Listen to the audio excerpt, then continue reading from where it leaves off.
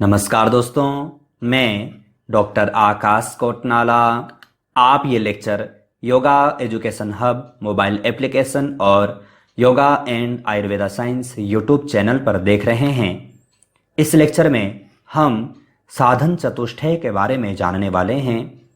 जानेंगे साधन चतुष्टय का अर्थ क्या है, इसका तात्पर्य क्या है, साधन चतुष्टय के अंतर्गत कौन कौन से साधन आते हैं, इन साधन चतुष्टयों का वर्णन किस ग्रंथ में अर्थात कहाँ कहाँ पर किया गया है। इन सब विषयों के ऊपर हम यहाँ पर चर्चा करने वाले हैं। आपको ध्यानपूर्वक समझना होगा कि साधन चतुष्टय इसी से संबंधित एक अन्य विषय की हमने चर्चा की है, जिसको कि पुरुषार्थ चतुष्टय के नाम से जाना जाता है। इससे संबंधित लेक्चर्स आपको चैनल पर दिए गए हैं, आप उसे भी देख सकते हैं, समझ सकते हैं। तो उसी के अनुरूप एक साधन चतुष्टय की भी चर्चा हमें दर्शनों में पढ़ने को मिलता है। तो प्रथम इसका तात्पर्य जान लेते हैं, साधन चतुष्टय का अर्थ क्या है। तो ध्यान दीजिएगा, साधन चतुष्टय शंकराचार्य जी आत्मा का ब्रह्म रूप में साक्षात्कार करने से पूर्व ज्ञानी को साधन चतुष्टयों से संपन्न होना आवश्यक बतलाते हैं। अब ये तो आप समझ चुके होंगे कि साधन चतुष्टय का वर्णन शंकराचार्य जी ने किया है। अपने उनके जो ग्रंथ हैं उनमें हमें साधन चतुष्टयों के बारे में पढ़ने को मिलता है। आगे हमने इस विषय पर चर्चा भी की है। तो जो शंकराचार्य जी हैं, आपने दर्शन के लेक्चर्स में देखा होगा, ये अद्वैतवादी हैं। अर्थात शंकराचार्य जी का जो सिद्धांत है वह अद्वैत सिद्धांत है। अद्वैत अर्थात दो नहीं बल्कि एक। वह मूल रूप में ब्रह्म को ही स्वीकार करते हैं। वहां पर कहा भी गया है ब्रह्म सत्यन जगन मिथ्या जीवो ब्रह्मेव नापर। अर्थात ब्रह्म ही सत्य है, इसके अलावा यानी कि ब्रह्म से भिन्न जो जगत हमें दिखाई देता है वह क्या है, सत्य नहीं है, अर्थात वह भ्रांति मात्र है। इससे संबंधित हमने अन्य लेक्चर्स में चर्चा काफ़ी ज़्यादा की है, मुझे नहीं लगता कि उसको यहाँ पर रिपीट करने की आवश्यकता हो। तो यहाँ पर हमारा जो मूल जो विषय है साधन चतुष्टय, तो शंकराचार्य जी कहते हैं कोई भी व्यक्ति, कोई भी साधक अपने स्वरूप को अगर जो प्राप्त होना चाहता है, यानी कि ब्रह्म रूप को प्राप्त होना चाहता है, आत्मरूप को प्राप्त होना चाहता है। ध्यान दीजिएगा, ये मैंने विषय अर्थात जो शब्द हैं कई सारे आपके समक्ष यहाँ पर रखे, लेकिन शंकराचार्य जी की दृष्टि में सबका तात्पर्य एक ही है। तो कहते हैं कि जो ऐसा साधक है, ऐसा जो ज्ञानी है, उसको चार प्रकार के अर्थात यह जो साधन चतुष्टय हैं इनका ज्ञान होना अर्थात इनसे संपन्न होना आवश्यक है। आगे देखिएगा, ये जो साधन चतुष्टय हैं इन्हीं को मुक्ति के साधनों के रूप में भी जाना जाता है। ध्यान दीजिएगा, अगर जो कहीं पर आपको मुक्ति के साधन पढ़ने को मिलते हैं, अगर जो वहां पर कहीं पर अगर जो आपसे पूछा जाता है कि मुक्ति के साधन कौन से हैं, कौन हैं, तो ध्यान दीजिएगा मुक्ति के साधन साधन चतुष्टय को ही कहा जाता है। अब यहां पर साधन चतुष्टय क्या है, हमारे समक्ष यहां पर प्रश्न खड़ा हुआ। तो देखिएगा, कहा शंकराचार्य जी अपना इनका जो मूल जो ग्रंथ है, कई सारे ग्रंथ हैं।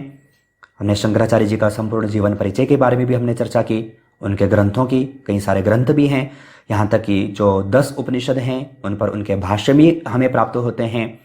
तो इनका एक ग्रंथ है विवेक चूड़ामणि। यहाँ पर इस ग्रंथ में शंकराचार्य जी एक श्लोक हमें यहाँ पर देते हैं, कहते हैं साधनान्यत्र चत्वारि कथितानि मनीषिभिः येषु सत्स्वेव सन्निष्ठा यद भावेन सिद्ध्यति। तात्पर्य क्या है, कहते हैं यहां मनुष्यों ने जिज्ञासा के 4 साधन बताए हैं, उनके होने से ही सत्य स्वरूप आत्मा में स्थिति हो सकती है, इनके बिना नहीं। तो तात्पर्य ही हमने पूर्व में कहा कि शंकराचार्य जी की दृष्टि में यानी कि अद्वैत सिद्धांत की दृष्टि में कोई भी साधक अपने स्वरूप को अगर जो प्राप्त होना चाहता है तो उनको ये जो 4 साधन हैं इनसे संपन्न होना आवश्यक है। जैसे कि हम श्रीमद् भगवद गीता ग्रंथ भी पढ़ते हैं, या फिर जैसे हम उपनिषद आदि ग्रंथ पढ़ते हैं, तो वहाँ पर जब गुरु शिष्य के बीच का जब संवाद होता है तो वहाँ पर गुरु शिष्य की अनेकानेक परीक्षाएं भी लेता है। अगर जो शिष्य उन परीक्षाओं में पास हो जाता है तब जा करके उसको अग्रसर कराया जाता है, यानी कि जो श्रेष्ठ ज्ञान है उसे दिया जाता है। जैसे हमने कठोपनिषद आदि में भी हमने पढ़ा, प्रश्नोपनिषद आदि में भी हमने पढ़ा इससे संबंधित। तो यहाँ पर भी कह रहे हैं कि अगर जो कोई साधक जो श्रेष्ठ ज्ञान को प्राप्त होना चाहता है, अपने स्वरूप को प्राप्त होना चाहता है, ब्रह्म को प्राप्त होना चाहता है, तो उसको इन चारों अर्थात जो 4 साधन हैं इनको जीवन में अपनाना बहुत आवश्यक है, अर्थात इसके रूप में, अर्थात इनको धारण करना बहुत आवश्यक बताया है। अब ये सब विषय आपने यहां पर देख लिए। आगे यहां पर आप देखिएगा तत्वबोध, जो कि शंकराचार्य जी का ही एक अन्य ग्रंथ है। यहां पर भी हमें साधन चतुष्टय के बारे में पढ़ने को मिलता है। ध्यान दीजिएगा, शंकराचार्य जी ने इस पर ज्यादा फोकस किया है, साधन चतुष्टय के ऊपर। जब हम साधन चतुष्टय पढ़ें या फिर जब शंकराचार्य जी का जब हम अद्वैत सिद्धांत पढ़ते हैं तो वहाँ पर शंकराचार्य जी ने ज्ञान योग के जो साधन बताए हैं, बहिरंग साधन और अंतरंग साधन, तो बहिरंग साधन को ही यहाँ पर साधन चतुष्टय के रूप में लिया है। तत्पश्चात शंकराचार्य जी कहते हैं जब किसी साधक के बहिरंग साधन सिद्ध हो जाते हैं, अर्थात यह साधन चतुष्टय तैयार हो जाते हैं, तत्पश्चात वह अग्रसर होता है किसकी ओर? अंतरंग साधन की ओर। तो ध्यान दीजिएगा, कहा कि जो तत्वबोध नामक जो शंकराचार्य जी का जो ग्रंथ है, यहां पर कहते हैं नित्यानित्य वस्तु विवेकः इह मूत्रार्थ भोग विरागः समाधि सटक संपत्ति ही मुमुक्षत्वम चेति। यहां पर शंकराचार्य जी ने जो साधन चतुष्टय हैं इनका वर्णन किया है। अब हम इन साधन चतुष्टयों को डिटेल में यहाँ पर पढ़ने वाले हैं कि जो साधन चतुष्टय हैं, आप इतना तो जान चुके हैं कि साधन चतुष्टय का तात्पर्य है ऐसे साधन जिनकी संख्या 4 है। तो अब वह 4 संख्या किनकी है, किन साधनों की है? तो साधन चतुष्टय कहें चाहे मुक्ति के साधन कहें, मैंने आपको पूर्व में भी कहा, बात एक ही है। तो 4 साधन है कौन से? विवेक, वैराग्य, सट संपत्ति और मुमुक्षुत्व। प्रथम है विवेक, दूसरा है वैराग्य, तीसरा है सट संपत्ति और चौथा है मुमुक्षुत्व। तो इस प्रकार से शंकराचार्य जी ने 4 प्रकार के यहाँ पर जो साधन बताए हैं, जिनको कि बहिरंग साधन ज्ञान योग के अंतर्गत बहिरंग साधन कहते हैं, और साधन चतुष्टय भी इन्हीं को कहते हैं, और मुक्ति के साधन भी इसी को कहते हैं। ध्यान दीजिएगा, ज्ञान योग की 7 साधन बताए गए हैं, जिनमें से बहिरंग साधन ये हैं। तत्पश्चात श्रवणम, मनन और निधिध्यासन, ये अंतरंग साधन हैं। तो जो विवेक क्या है ये हम यहां पर जानेंगे, वैराग्य क्या है, सट संपत्ति क्या है, मुमुक्षुत्व क्या है, इसे हम यहां पर जाने। तो प्रथम विवेक को देखें तो कहा विवेक क्या है? तो कहा नित्य अनित्य वस्तु विवेकः। नित्य और अनित्य को जान लेना, या फिर जो साधक नित्य को नित्य समझ लेता है, अनित्य को अनित्य समझ लेता है, तो वही क्या है? विवेक है।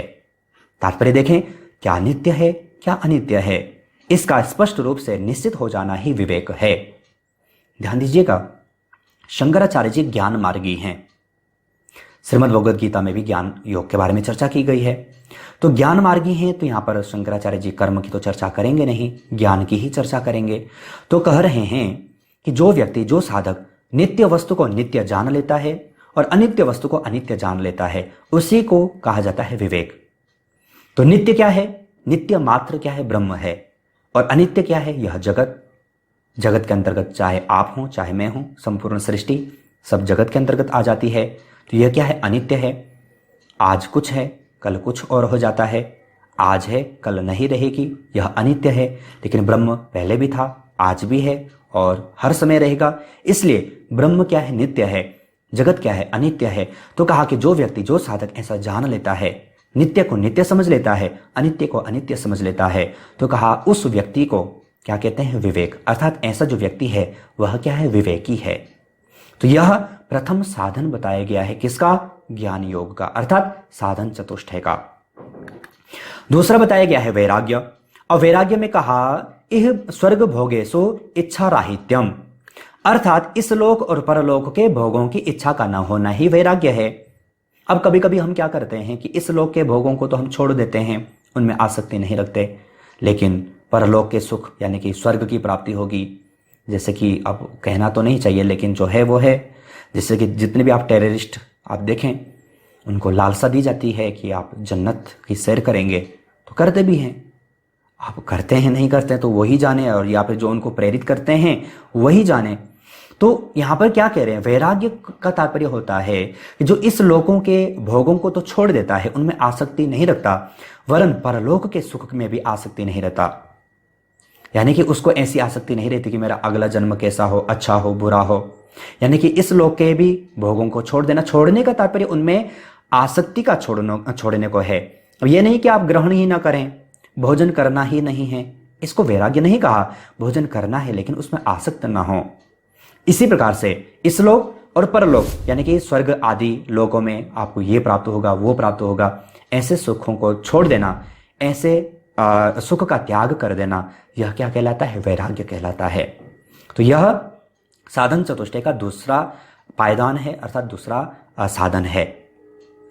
तीसरा बताया सठ संपत्ति। तो सठ संपत्ति यहां पर समझ में ही आ रहा है। सठ का तात्पर्य होता है छह, संपत्ति यानी कि संपत्तियां। तो ऐसी संपत्तियां जिनकी संख्या 6 है। तो कहा मोक्ष साधना हेतु इच्छुक साधक को 6 संपत्तियों की साधना आवश्यक बताई गई है। अब यहां पर शंकराचार्य जी 6 प्रकार की संपत्तियों को दर्शाते हैं। तो 6 प्रकार की संपत्ति ही सठ संपत्ति कहलाती है। तो यह सठ संपत्ति कौन कौन सी हैं? तो डायग्राम पुनः यहां पर दिया गया है, जिससे कि आपका यह विषय अच्छे रंग से क्लियर हो जाए। तो शम है, दम है, उपरति है, तितिक्षा है, श्रद्धा है और समाधान है। इस प्रकार से 6 प्रकार की संपत्तियां सठ संपत्ति के अंतर्गत आती हैं। अब हम सबको डिटेल में भी जानेंगे। देखो, हो सकता है कि लेक्चर लंबा हो, लेकिन हमारा इच्छा ही यही होती, तात्पर्य ही यही होता है कि आपको अन्य लेक्चर से न देखना पड़े। लेक्चर्स भले लंबे हो जाएं, लेकिन विषय आपका कंप्लीट हो जाए। तो शम क्या है? तो कहा मनोनिग्रह, मन का निग्रह कर लेना, यह कहलाता है शम। मन का निग्रह कर लेना यानी कि अपने मन को काबू कर लेना, जिसको कि मनोलय भी कहते हैं योग वासिष्ठ की दृष्टि में। तो मनोनिग्रह यानी कि मन का निग्रह कर लेना, यह कहलाता है शम। दूसरा है दम। तो दम के अंतर्गत कहा चक्षुर आदि बाह्येंद्रिय निग्रह, यानी कि चक्षु आदि जो बाह्य इंद्रियां हैं इनका निग्रह कर लेना, यानी कि इनको काबू में कर लेना, यह क्या है? दम है।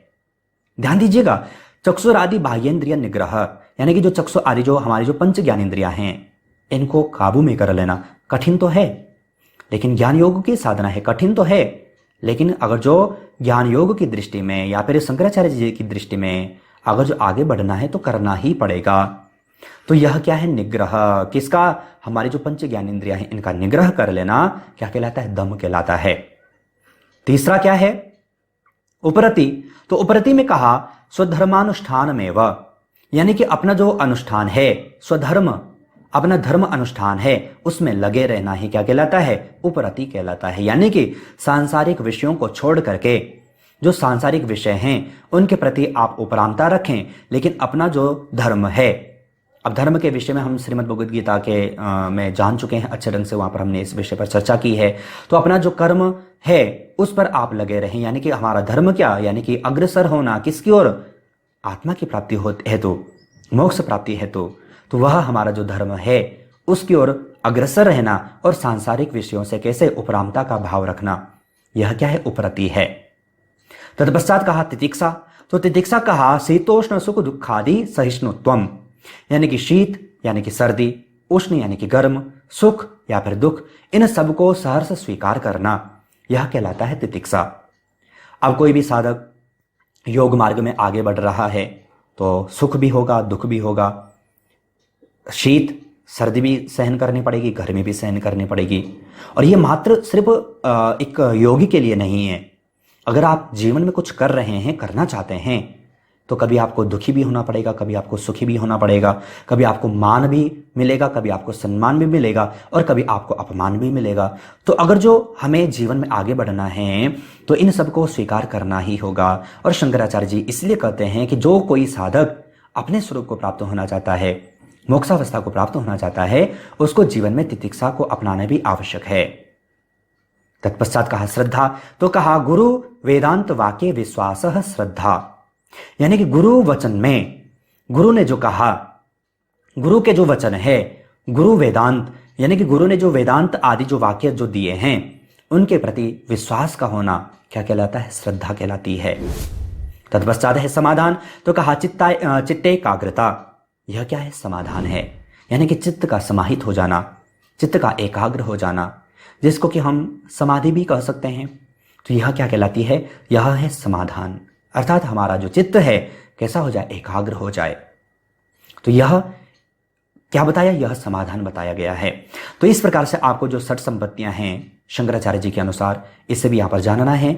इनका तात्पर्य क्या है? आपको मैंने इनके जो सूत्र हैं वो यहां पर दिए हैं, अर्थात जो श्लोक हैं वो यहाँ पर दिए हैं, जो कि आपका किसी भी एग्जाम के लिए, चाहे आप योग से मास्टर कर रहे हो, पीजी डिप्लोमा कर रहे हो, या फिर आप दर्शन के ही छात्र हो, यूपीएससी की ही तैयारी क्यों ना कर रहे हो, जिस हेतु भी आप यह लेक्चर देख रहे हैं, आपका विषय अच्छे ढंग से तैयार हो जाए। अंतिम जो चौथा जो साधन है वह है मुमुक्षुत्व।